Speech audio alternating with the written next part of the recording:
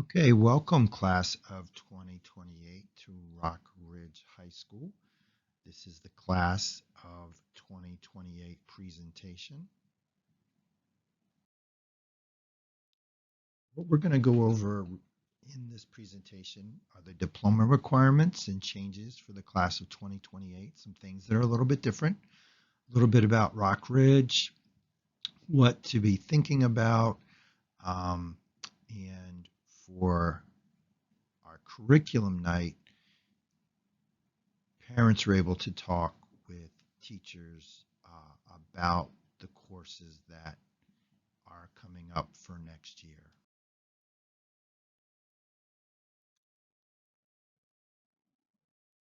This is our counseling staff. Currently, we have Miss Dominguez, Miss Wilson, Miss Erstein, Miss Leach, Miss Wallen, Miss Bryan, and me, Kevin Terry, the counseling director. Here are the other members of our unified mental health team. Ms. Swerchek, who is our school psychologist, Ms. Brown, who is our student assistant services specialist, and Ms. Tran, who is our school social worker. So one of the things that we are consistently saying every year since we opened this school is that students need to have a balance and not overwhelm themselves with their courses. This time of year, we find students wanting to drop their AP or honors course because it's too difficult. They've overloaded. What we stress over and over again is students need to have a life in school as well as out of school for the activities that they do. It can be very challenging to say take all honors courses and still want to do band or chorus after school or play a sport. Those commitments are equally as important for students to have a well-balanced experience and be well and be able to be a kid. That's what this is about. So we stress when you're thinking about classes, each of your remaining 4 years here, remember that there's only 24 hours in a day. And when we say, hey, maybe you shouldn't take all honors or all AP, it's not about your ability. It's about the hours in the day. Just like at Stonehill, we have a Sources of Strength program. It's also a club. You can be part of the Sources of Strength club and help us create activities during the school year that focus on helping students find their resilient factors, whether that's family support or friends, but those positive factors that help students be successful and resilient. So in the survey, we've got a lot of folks asking, why should my student go to Rock Ridge? Will you prepare my child? That came through over and over again in the survey. One thing we'd like to point out that through our partnership with Richard Bland, our dual enrollment course here at Rock Ridge through Richard Bland College of William and Mary was reviewed as a satellite campus for RBC of William and Mary. So we were reviewed as a college and passed with flying colors. Last year, we had over 15 students with 40 credits or more earned through dual enrollment. And we'll explain what dual enrollment is, but basically college credits. They left us with over 40 college credits. You'll see over the last few years, the number of seniors graduating with dual enrollment credit has increased from 73% in 2019 to last year. 84% of our seniors graduated with dual enrollment or college credit. This is separate from AP credit. This is just dual enrollment credit. That means in the last 5 years, The credits earned equate to almost $12 million in tuition saved or deferred through going into college with dual enrollment. Our college going rate is 95%. You can see the 2-year and 4-year percentages here at Rock Ridge. Again, we stress students find the college that's the best fit for them, not necessarily the college that your neighbor said your student needs to go to, or believe this is the best college. It's finding the college that's the right fit for your student as a learner, as a person, and a place where they can go and enjoy for the 4 years. So you have time to work through that process and finding out those things that your student is interested in high school that they can carry on through college. Last year, our class applied to 71 unique colleges out of about 3,381 initial applications that were sent to colleges.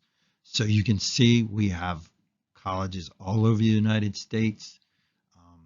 This map unfortunately doesn't show our colleges outside of the United States. We did have students go to college in Europe. We've had students apply to college in Dubai and United Arab Emirates. So we do have students that go across the world, but this map shows you in general those who applied in the United States and where they went. And we're very proud of our students working with us and finding colleges that fit their needs. And maybe this kind of answers the question that many of you had about, will my student be prepared? This shows our persistent rate for students going to college. The persistent rate is the number of students that attend college and stay in college. So you can see our 4-year institution rate was 95%. Our 2-year rate was a little bit lower, and the combined rate was 94% across all 2-year and 4-year colleges, which is a testament to your students who work hard here and our teachers who help them be ready for college and beyond. So this is something that a number of parents called us about over this last year. We really didn't know about, but through the niche best school rankings, we were number 1 in college prep, number 10 in the state, and number 303 out of all the high schools in, I guess, public high schools in the United States. And again, part of what makes our school great are your students and what they bring in their skills. This year, Grace Tucker from our volleyball team made the All-State team and just recently made the All-Metro team. On the left, you see our students in the VHSL esports. They were the Virginia High School League. They placed second in the state in 2 different categories, which is amazing. So for your students that love video games, get them involved in esports. It's a club here as well as a high school competition sport. And then you see our performers from our dual enrollment theater course. They were the district and regional champions this year for their production of And they recently took that on to another competition. And hopefully they'll be moving on to the International Thespian Conference and performing on the main stage. We have 132 different clubs. We have club days on Fridays. On one Friday, all our gray clubs will meet. And on the preceding Friday, all our maroon clubs will meet.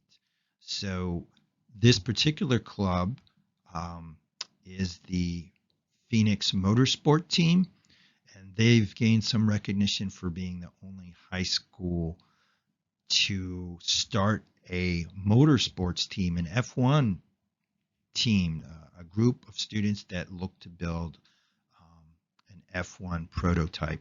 They've been working with a number of different colleges. Just a week ago, or 2 weeks ago, they met with the Virginia Tech F1 team and went through challenges, what they need to do, how to work to get the engineering and the equipment you need to build an F1 from a mock-up through actually moving into the physical building. They've worked out a mock-up already, and now it's taking it to the next level. So we're very proud of our students that are able to use skills that they've learned in the classroom outside the classroom.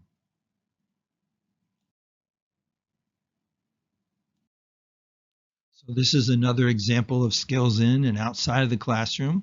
As you all know, last year, Mr. Markwood was voted Washington Post Teacher of the Year for Virginia, Maryland, and the district, and he went on to be the Region 4 teacher in the state of Virginia.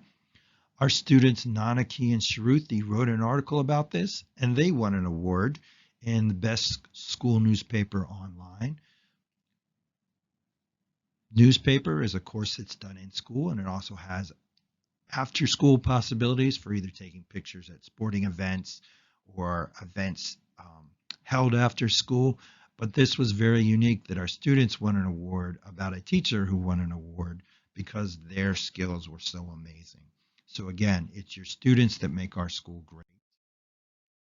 Our Wings mentoring program allows our ninth graders to have a contact. They meet on Fridays once a month to go over how things are going. So each ninth grader is assigned a Wings mentor, which are typically juniors or seniors that kind of help them navigate the first year of high school. So from the survey, what we learned about you all and what questions you had. Are you aware of the certifications students need to graduate? 74% of you said no. Is this your first job going to high school? 70% of you all said yes. And do you know the diploma types? 60% said no. So some of what we'll cover this evening will be going over what you need to know. So we use a lot of different words, vernacular here in high school. Some of them you've heard of, some of you haven't. Like I spoke earlier, dual enrollment, that's when you take a course in high school that's also counted as a college credit or at a college for credit. Here, our primary partner is Richard Bland, but we also have dual enrollment courses through Shenandoah University, George Mason, James Madison. So dual enrollment means you take a course in high school, you also receive college credit. Research, we have courses, earth science research, biology research, chemistry research. That really means kind of the honors level of the course. It holds a research component, so students will be doing research throughout the year. Schoology, hopefully we're all familiar with what that is now. AP means advanced placement. Students may take AP biology. At the end of the year, they take the advanced placement test in biology. A perfect score is 5. Depending on their score, some colleges accept a 3, 4, or 5 for college credit. Varies depending on the college. International Baccalaureate is a new program to Loudoun. This is the first year. If students in our area are interested and they apply to the IB program, that is housed for our students at Heritage High School. So if you were to come to Rock Ridge but got in the IB program, you would be doing school full-time at Heritage. And then honors, pretty much the same as in middle school. We have honors and academic level courses. And then below all that was kind of the questions you all had through the survey about electives, AP courses, college in 9th grade, or courses in ninth grade that lead to college.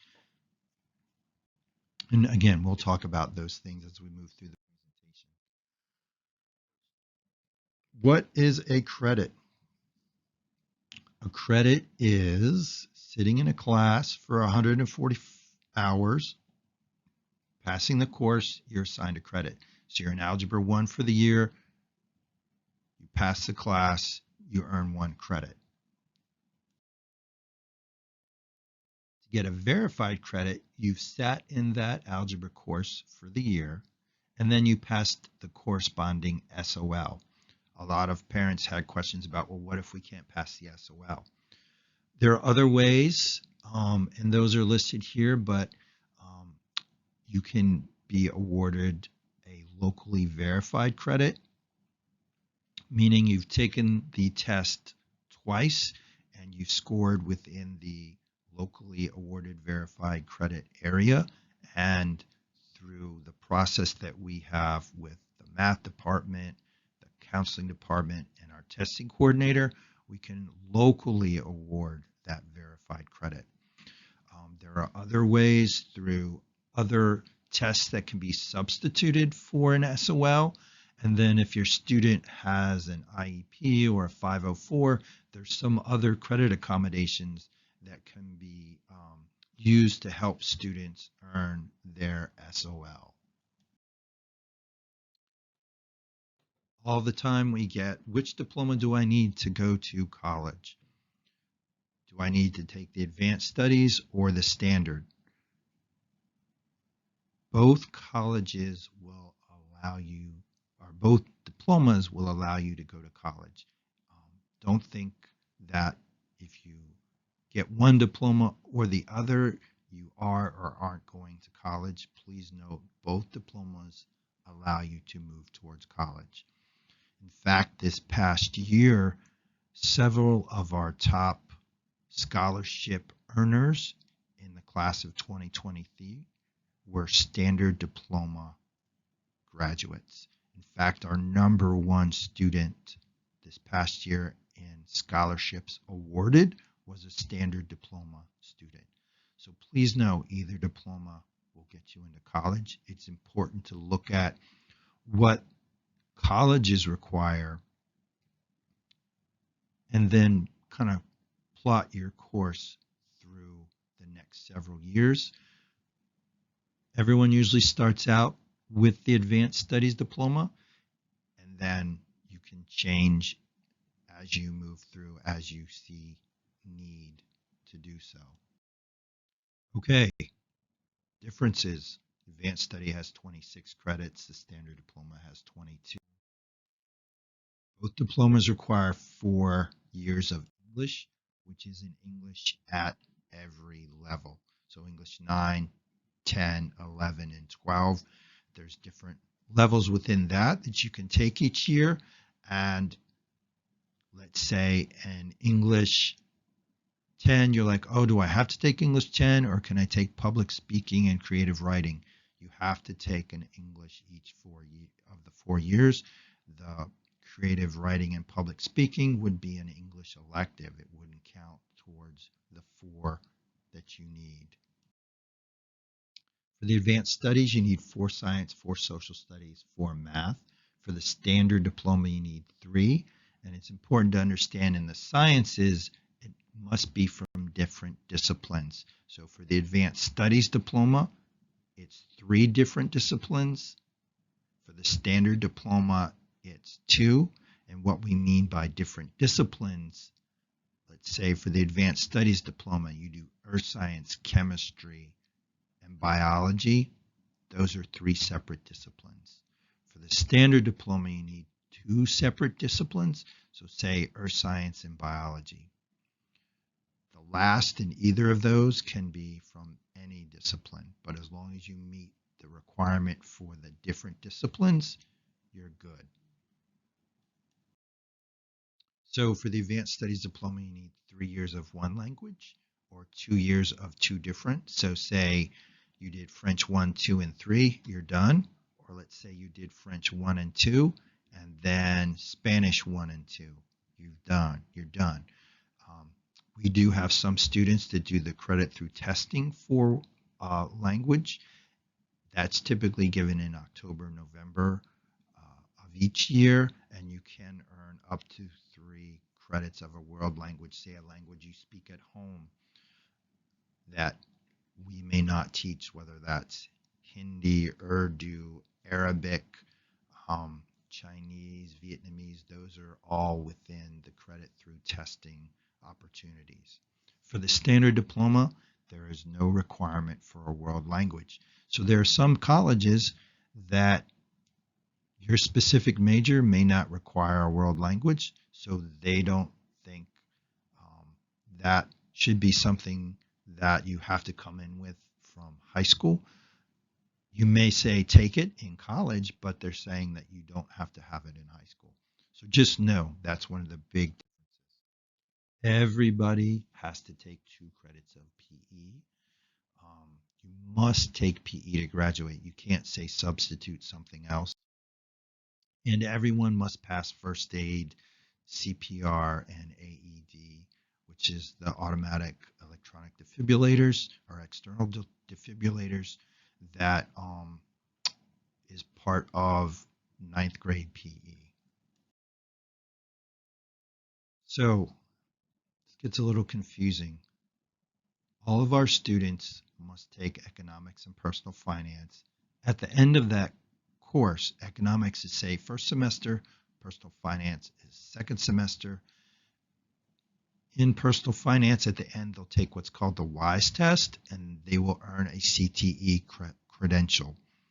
If something occurs and you don't take the WISE test or don't pass the WISE test, if you've taken an AP, honors, IB, or dual enrollment course, or have a work-based learning experience, that can also count as the CTE credential. And a work-based learning experience is, say, you worked at the school store through our marketing classes. The other option for economics is to take AP economics. That does not have the WISE test attached to it. It also would cover what you need for personal finance. So you can take AP. Majority of our students take the economics and personal finance in their junior year. 2 of the electives you take must be sequential, and that's for either diploma. And you need a fine art or career and technical education credit. And it's important, again, to know some places, say, if you apply in 4 years to a University of California system school, they require a fine art, and they define a fine art as music, dance, guitar, theater. So know what the requirement is, because we've had a number of students that were applying to these schools and didn't have a fine art and thought they would be exempt, and that wasn't the case. So make sure, don't let kind of that, oh, I'll get an exemption, roll around in your head when it may or may not occur at some of the UC system schools. All right, again, the credits that you need for graduating that are verified credits, you'll take 2 in English, reading and writing, and that will be typically in your 11th grade year. You need 1 in math, 1 in science, and 1 in history or social studies. This year, our students are doing project-based assessments in place of the SOL in history. So in World History 1 or World History 2, instead of taking an SOL, students will be doing and meeting the criteria for project-based assessments.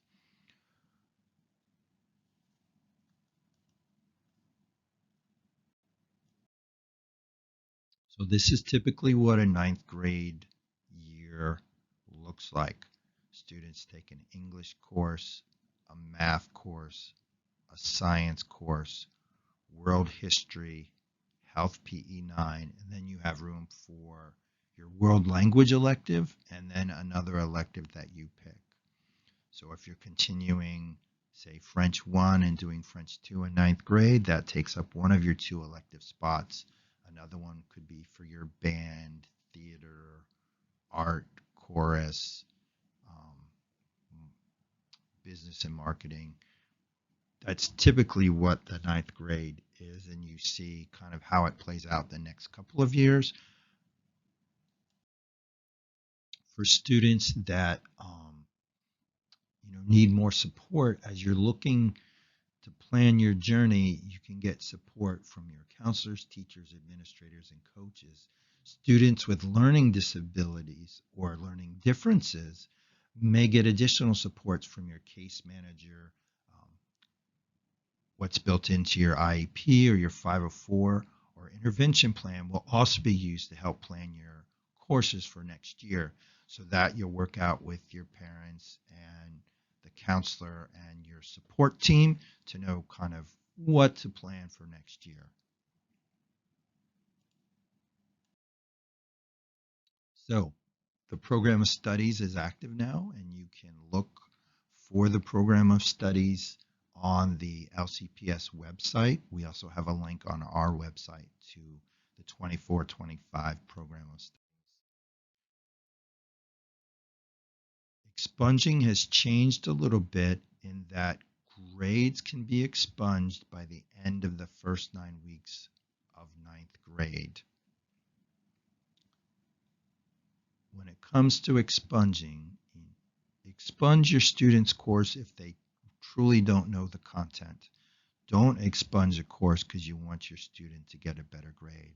So let's say you got a B plus and you think your student should have an A plus, and you want them to get that A plus, and you expunge, say, Algebra 1, and they retake it. That's not always the best way. If your student understands the material, then it's great for them to move on.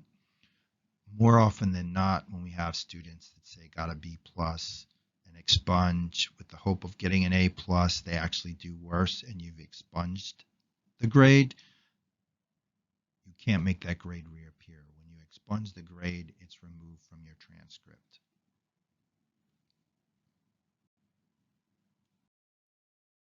Okay, so we will be at Stonehill. The content teachers are going to come over on the 24th, maybe the 25th, but most will be there on the 24th to go over the electives and questions about specific content area classes. On the 31st of January and the 1st of February, our counseling staff will be over to go over graduation requirements with students and then to pick electives for next year. In April, all the 8th graders will come to visit Rock Ridge High School. And then in August, we have an orientation day just for 9th grade students. Then we have a pre-flight day for students with learning disabilities or learning differences.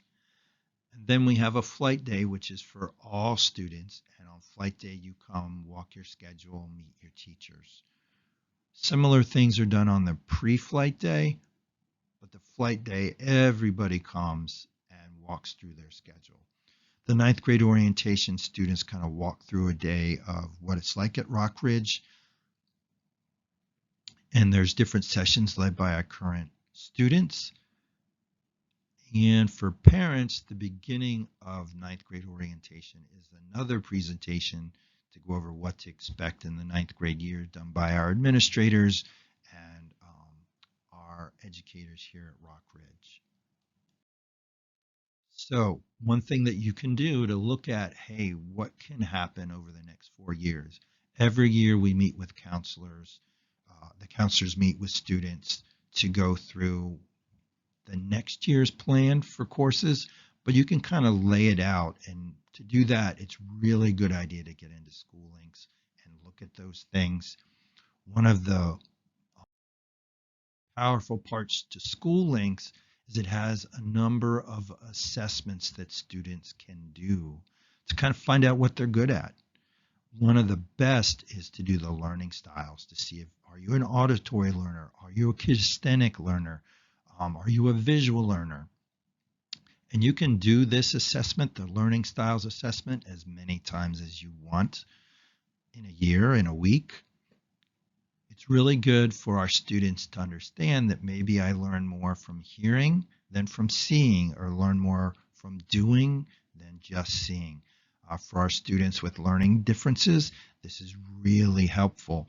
And you can show this to your teacher and say, hey, look, I'm more an auditory learner than a visual learner. How can you help me learn in this way? So a number of different resources and school links. The Learning Styles Assessment is a wonderful tool to use to help students learn how they learn. And that's really a good way to start as you get into high school. Now, some of you may have already done this in middle school or just starting it, but it's really good to just continually run through these assessments. After May 10th, where we won't be able to take any more course request changes, we do a lot of scheduling based on what you've picked. We even hire teachers based on the course requests you've chosen. So after May 10th, it's really difficult for us to make changes. Kind of along the lines of, will you prepare my child? This is a good example of learning beyond the classroom. Our students in our dual enrollment theater course take a NOCTI exam or a NOCTI assessment in performing arts. Think of it as an AP or advanced placement test for, say, theater. And you'll see that our students in performing arts scored 10% higher than the national average. In critical thinking, they were 15% higher than the national average. From technical skills, they are 11% higher. And in IT applications and communications, they were 10% higher. But wait, these aren't things we teach directly in theater. Students still are exposed to these and have a number of hands-on learning opportunities in theater that make these type of gains across all learning for students. So if you're a student with learning differences, maybe certain parts of this class is better for you than others, but it all comes out in how you do this course. So this is a good example of beyond the classroom, what you're learning in application. This is a great example. Our students took the NOCTI last year. Some just took visual performing arts, some just took technical theater, the computer test, and some did the NOCTI technical theater applications test, where they actually built a set piece. The students on the left, Hannah, Olivia, and Jack, passed all NOCTI tests last year. This is a first in the state of Virginia. I don't know outside of Virginia, but I do know it's a first in Virginia that we've had students pass all parts of this test. The students you see in the thank you, Kenneth J. Lewis picture are students who took the NOCTI and built a set piece, and Mr. Lewis, who is the production manager chief at the Division of Performing Arts for Wolf Trap, he came and adjudicated or judged these students' set pieces per the NOCTI standards to determine whether they passed or not. And all of our students were successful in this. And just to give you an idea, again, this was a technical theater course. The students you see here, 3 went into engineering, 1 went into journalism, 1 went into music, 2 went into technical theater and scenic design.